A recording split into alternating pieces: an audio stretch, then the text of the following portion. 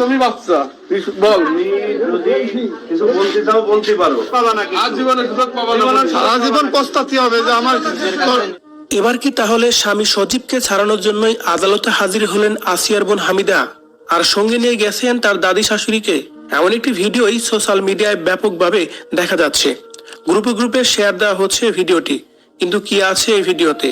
সত্যি কি স্বামী সজীবকে ছাড়ানোর জন্যই আদালতে গেছে হামিদা? কি বলছে সেখানে হামিদা এবং তার দাদি শাশুড়ি? এবং কি সাংবাদিকরাই বা কেন এইভাবে কথা বলছে হামিদার সাথে? এই বিষয়ে জানতে সম্পূর্ণ ভিডিওটি দেখে সঙ্গে থাকুন। তার নাই, এদের সব শেষ। তুমি সত্যি কথা বলো, সারা জীবন কিন্তু আসিয়ার বোন হামিদা সম্প্রতি সময়ে নতুন করে একটি ভিডিও সোশ্যাল মিডিয়ায় ভাইরাল হয়েছে। যে ভিডিওটি আপলোড দিয়ে আবার ক্যাপশনে বলা হয়েছে, আসিয়ার বোন হামিদা সজীবকে ছাড়ানোর জন্য আদালতে গেছেন। ভিডিওতে দেখা যায় সাংবাদিকরা হামিদাকে ঘিরে ধরেছে। বিভিন্ন ধরনের প্রশ্ন করা হচ্ছে হামিদাকে, কিন্তু হামিদা কোনো প্রকার প্রশ্নের উত্তর না দিয়েই অবাক দৃষ্টিতে তাকিয়ে আছে তাদের দিকে। পাশে দাঁড়িয়েছিল তার বৃদ্ধা দাদি শাশুড়ি। সাংবাদিকরা তাকে বারবার বলতেছিল, তোমার যদি কিছু বলার থাকে তাহলে তুমি এখনই বলো, এখনই কথা বলার সময়, পরে কিন্তু তুমি কোনো প্রকার সুযোগ পাবে না, তখন কিন্তু আফসোস করা ছাড়া আর কিছুই করতে পারবে না। সারা জীবন পস্তাতে হবে যে আমার। আরে 18 কোটি মানুষই তোমার পক্ষে কথা বলবে, সারা বাংলাদেশের লোক তোমার পক্ষে। কিন্তু হামিদা বড় বড় চোখ করে যেন তখন সাংবাদিকদের দিকে তাকিয়েছিল, কিন্তু কোনো প্রকার মন্তব্য করেনি তখন। আর এমন একটি ভিডিও এখন সোশ্যাল মিডিয়ায় যেমন ভাইরাল হয়ে গেছে, যেখানে বলা হয়েছে স্বামীকে ছাড়ানোর জন্য আদালতে হাজির হয়েছে হামিদা। আর এই ভিডিওটি মুহূর্তের মধ্যেই ভাইরাল হয়ে যায়। তবে এদিকে খোঁজ নিয়ে জানা যায় এই ভিডিওটি কোনো আদালত প্রাঙ্গণের নয়।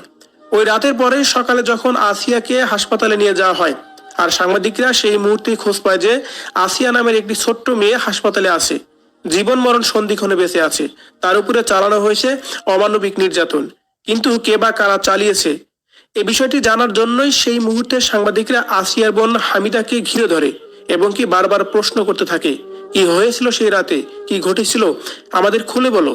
কারণ এখন যদি তুমি খুলে না বলো, পরবর্তীতে হয়তোবা তুমি আর সময় পাবে না, তখন কিন্তু আফসোস করা ছাড়া আর কিছুই করতে পারবে না।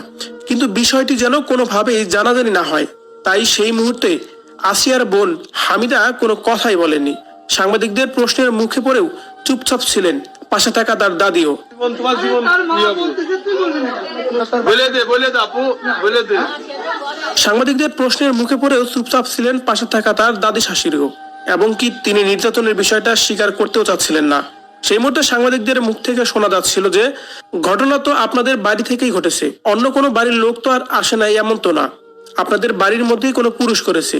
সত্যিকার অর্থে বিষয়টি কি হয়েছে তাই আপনি জানান আমাদেরকে। যেটা বলে দে, ঘটনা ঘটেছিল সেটা একটু বলো তো, আসলে কি সব জানে। কিন্তু সেই মুহূর্তে হামিদা এবং তার দাদি শাশুড়ি যেন কোনোভাবেই মুখ খোলেননি। আর সেই ভিডিওটি এখন নতুন করে সোশ্যাল মিডিয়ায় ভাইরাল হয়েছে।